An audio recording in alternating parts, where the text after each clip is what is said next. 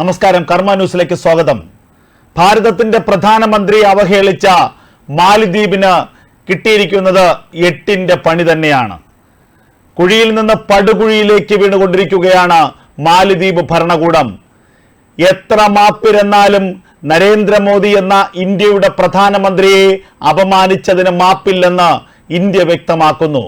ഇപ്പോഴിതാ ഇന്ത്യയുടെ chamber of commerce ഏറ്റവും പുതിയ തീരുമാനമെടുത്തിരിക്കുന്നു. ടൂർ ഓപ്പറേറ്റർമാരോട് ചേംബർ ഓഫ് കൊമേഴ്സ് നിർദ്ദേശം നൽകിയിരിക്കുന്നു. മാലിദ്വീപ് ടൂറിസത്തെ ഇനി മുതൽ പ്രൊമോട്ട് ചെയ്യേണ്ടതില്ല. മാലിദ്വീപ് ടൂറിസത്തെ പ്രൊമോട്ട് ചെയ്യുന്നത് ഇപ്പോൾ മുതൽ നിർത്തലാക്കണം. അതിനു പകരം ഇന്ത്യയുടെ ദ്വീപ സമൂഹങ്ങളായ ലക്ഷദ്വീപിനെയും ആൻഡമാൻ നിക്കോബാർ ദ്വീപ സമൂഹങ്ങളെയും കൂടുതൽ ടൂറിസത്തിന്റെ കാര്യത്തിൽ ഉൾപ്പെടുത്തണം. ആ മേഖലകളിലെ ആ ദ്വീപുകളിലേക്കുള്ള ടൂറിസം വളർച്ചയ്ക്ക് വേണ്ടിയുള്ള കാര്യങ്ങൾ ചെയ്യണം. ലക്ഷദ്വീപിനെയും ആൻഡമാനെയും കൂടുതൽ പാക്കേജുകൾ ഉൾപ്പെടുത്തണം. അങ്ങനെ വിനോദസഞ്ചാരികളുടെ ഏറ്റവും പ്രധാനപ്പെട്ട ഹബ്ബായി ലക്ഷദ്വീപും ആൻഡമാനും മാറണം. പൂർണ്ണമായും മാലിദ്വീപിനെ ഒറ്റപ്പെടുത്തുക എന്നുള്ള നീക്കത്തിലേക്ക് ഇന്ത്യ പോവുകയാണ്. ഇതിനകം തന്നെ തിരിച്ചടിയുടെ ആഴം മാലിദ്വീപിന് വ്യക്തമായി കഴിഞ്ഞിരിക്കുന്നു. മാലിദ്വീപിന്റെ ഭരണകൂടം താണു വീണ് കേണ് മാപ്പപേക്ഷിക്കുകയാണ്. പക്ഷേ ഇന്ത്യ വഴങ്ങാൻ തയ്യാറല്ല. കാരണം ഈ ഇന്ത്യ പുതിയ ഇന്ത്യയാണ്. അങ്ങനെ ഏതെങ്കിലും ഒരു രാജ്യത്തിന് എടുത്തു തട്ടേണ്ട, അല്ലെങ്കിൽ അപമാനിക്കേണ്ട, അവഹേളിക്കേണ്ട വാക്കുകൊണ്ടോ അല്ലെങ്കിൽ പ്രവൃത്തി കൊണ്ടോ അപമാനിക്കേണ്ട ഒരു വ്യക്തിത്വമല്ല ഇന്ത്യയുടെ പ്രധാനമന്ത്രി നരേന്ദ്രമോദി. അത് ഇനിയെങ്കിലും മാലദ്വീപിന്റെ ഭരണകൂടം മനസ്സിലാക്കണം. എന്താണ് തങ്ങൾ ചെയ്ത തെറ്റ്, അതിന്റെ വ്യാപ്തി എത്രയാണ്, അതിന്റെ ആഴം എത്രയാണ്, ആരെയാണ് തങ്ങൾ ഇത്തരത്തിൽ വേദനിപ്പിച്ചത് എന്നതിന്റെ ആഴവും പരപ്പും മാലിദ്വീപ് ഇനി മനസ്സിലാക്കുമെന്നുള്ളത് തന്നെയാണ് യാഥാർത്ഥ്യം. നേരത്തെ തന്നെ ഇക്കാര്യത്തിൽ കേന്ദ്ര സർക്കാരിന്റെ നിർദ്ദേശങ്ങൾ ഉണ്ടായിരുന്നു. സ്വമേധയാ തന്നെ ഇന്ത്യയിലെ ടൂർ ഓപ്പറേറ്റർമാർ, ഇന്ത്യയിലെ ടൂർ കമ്പനികൾക്ക് തന്നെ മാലിദ്വീപ് ടൂറിസവുമായി ബന്ധപ്പെട്ട തങ്ങളുടെ ഇടപാടുകൾ അവസാനിപ്പിക്കാൻ തീരുമാനിച്ചിരുന്നതാണ്. പല ടൂറിസം കമ്പനികളും ഇത്തരത്തിൽ മാലിദ്വീപിലേക്കുള്ള പാക്കേജുകൾ നിർത്തലാക്കിയെന്ന് പ്രഖ്യാപിച്ചതോടെ തന്നെ അവരുടെ ഓഹരി മൂല്യവും അവരുടെ ഓഹരി വിപണിയിലെ അവരുടെ മൂല്യവുമെല്ലാം കുതിച്ചുയർന്ന കാഴ്ച നമ്മൾ കണ്ടതാണ്. അതിന്റെ അർത്ഥം ജനങ്ങൾ ഒറ്റക്കെട്ടായി ഇക്കാര്യം ആഗ്രഹിക്കുന്നു. രാജ്യത്തിന്റെ പ്രധാനമന്ത്രിയെ അപമാനിച്ച മാലിദ്വീപിനോട് ഇനി ഒരു സന്ധിയും വേണ്ട. മാലിദ്വീപിനോട് ഇനി ഒരു തരത്തിലുള്ള ഇടപെടലുകളും വേണ്ട. പണ്ടൊക്കെ ആയിരുന്നുവെങ്കിൽ രാജ്യത്തിന്റെ പ്രധാനമന്ത്രിയെ അപമാനിച്ചാൽ പിന്നീടൊരു മാപ്പ് പറയുമ്പോൾ ഇന്ത്യയുടെ നേതാക്കൾ കെട്ടിപ്പിടിച്ച് അത് പോട്ടെ എന്ന് പറഞ്ഞേനെ. എന്നാൽ ഇപ്പോൾ കാലം മാറിയിരിക്കുന്നു. ഇന്ത്യ ഭരിക്കുന്നത് നട്ടലിലുള്ള ഒരു പ്രധാനമന്ത്രിയും അദ്ദേഹത്തിനൊപ്പം അന്തസ്സും ആഭിജാത്യവുമുള്ള ഒരു ടീമുമാണ്. ഒരു നട്ടലുള്ള ഒരു സർക്കാരാണ് ഇന്ത്യ ഭരിക്കുന്നത്. അമേരിക്കയോട് പോലും നേരിട്ട് തെറ്റെന്ന് പറയാൻ കഴിവുള്ള, ചങ്കുറപ്പുള്ള ഒരു ഭരണകൂടമാണ് ഇന്ത്യയെ ഭരിക്കുന്നത്. അതുകൊണ്ട് പാകിസ്ഥാനോ അല്ലെങ്കിൽ ചൈനയോ ഒക്കെ ഇങ്ങനെ ഉമ്മാക്കി കാണിക്കുമ്പോൾ ഭയന്ന് വിറയ്ക്കുന്ന ഇന്ത്യ അല്ല എന്ന് ചുരുക്കം. ആ ഇന്ത്യയുടെ നിലപാടാണ് ഇപ്പോൾ പുറത്തു വന്നിരിക്കുന്നത്. ആ ഇന്ത്യക്ക് ഒരു പ്രത്യേകതയുണ്ട്. നിങ്ങൾ ഭീഷണിപ്പെടുത്തിയാൽ വഴങ്ങുന്നവരല്ല ഭാരതം. മറിച്ച് നിങ്ങൾ ഏതെങ്കിലും തരത്തിൽ ആ രാജ്യത്തോട് തെറ്റ് കാണിച്ചാൽ നിങ്ങളോട് പൊറുക്കുകയുമില്ല ആ പുതിയ ഭാരതം. ആ കാര്യമാണ് ഇപ്പോൾ മാലിദ്വീപ് അനുഭവിക്കുന്നത്. എന്തായിരുന്നു തെറ്റ്? ഇന്ത്യയുടെ പ്രധാനമന്ത്രിയുടെ ലക്ഷദ്വീപ് ടൂറിസവുമായി ബന്ധപ്പെട്ട് ഇന്ത്യയുടെ പ്രധാനമന്ത്രി നടപ്പാക്കിയ പദ്ധതികളെ കുറിച്ചുള്ള ചില വിവരണങ്ങൾ, ആ ചിത്രങ്ങൾക്ക് താഴെ വന്ന മാലിദ്വീപിന്റെ ഉത്തരവാദിത്തപ്പെട്ട 3 മന്ത്രിമാർ വളരെ മോശം പരാമർശം നടത്തി. പരാമർശം എന്തായിരുന്നു? ഇന്ത്യയുടെ പ്രധാനമന്ത്രിയെ കോമാളിയായി ഉപമിച്ചു. അത് മാത്രവുമല്ല, ഇസ്രായേൽ എന്ന രാജ്യത്തിന്റെ എച്ചിൽ തിന്നുന്നവർ എന്നുവരെ പറഞ്ഞ് അപമാനിച്ചു.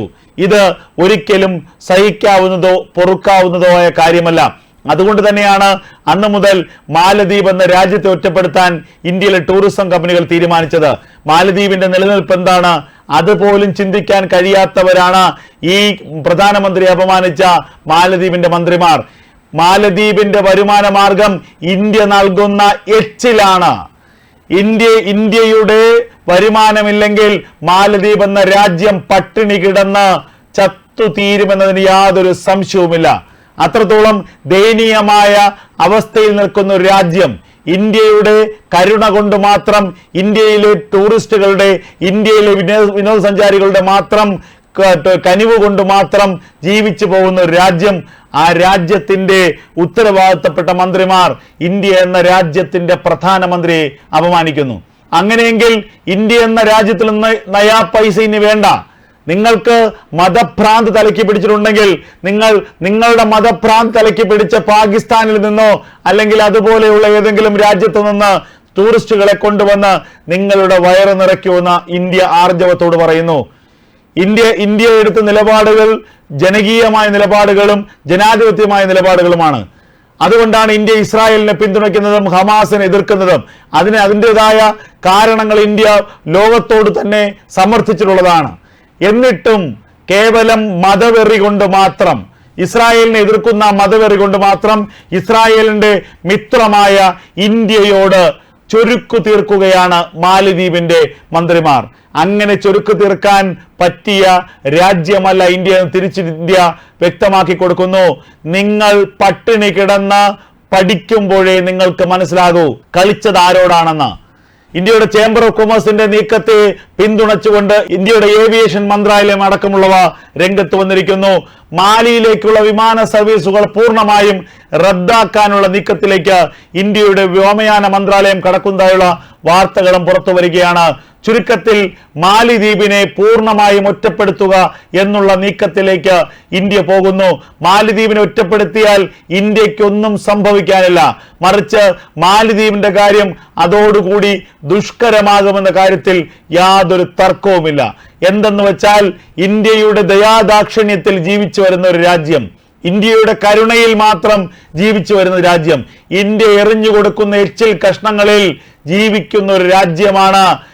അത് തിന്ന് മതിച്ചു കൊഴുത്തുകൊണ്ട് ഇന്ത്യയുടെ പ്രധാനമന്ത്രിക്കെതിരെ അധിക്ഷേപ വാക്കുകൾ ചൊരിഞ്ഞത്.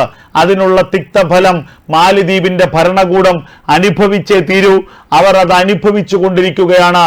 എന്തായാലും ഒരു കാര്യം വ്യക്തമാണ്, ഇന്ത്യ എന്ന രാജ്യത്തിന്റെ ശക്തി അത് മാലിദ്വീപ് ഇതിനകം തന്നെ മനസ്സിലായി കഴിഞ്ഞിരിക്കുന്നു.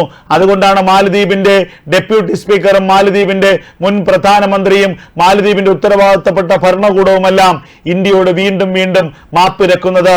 ഞങ്ങളുടെ നിലപാടല്ല, ഈ നിലപാട് സ്വീകരിച്ചവരെ ഞങ്ങൾ സസ്പെൻഡ് ചെയ്തിട്ടുണ്ട്, അവർക്കെതിരെ തക്കതായ ശിക്ഷാ നടപടികൾ ഞങ്ങൾ എടുക്കും.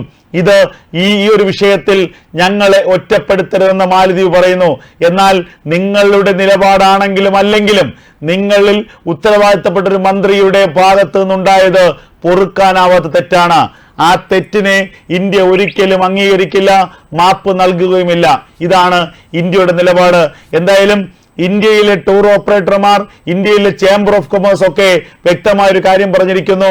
നിങ്ങൾ മാലിദ്വീപിനെ പൂർണ്ണമായും ബോയ്ക്കോട്ട് ചെയ്യുക.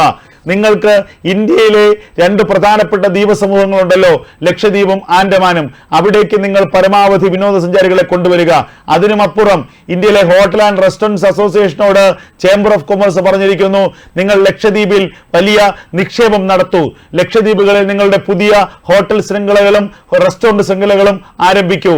ലക്ഷദ്വീപാണ് ഇനി ലോകത്തിന്റെ പുതിയ വിനോദസഞ്ചാര ഹബ്ബായി മാറാൻ പോകുന്ന ഇടമെന്ന് അവർ തന്നെ പറയുന്നു.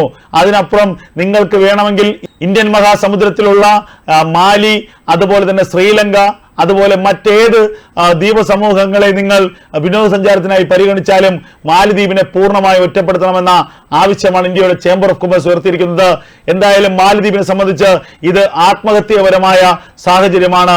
സ്വയം അവർ കുഴിച്ച കുഴിയിൽ അവർ വീണിരിക്കുന്നു എന്നുള്ളതാണ് യാഥാർത്ഥ്യം.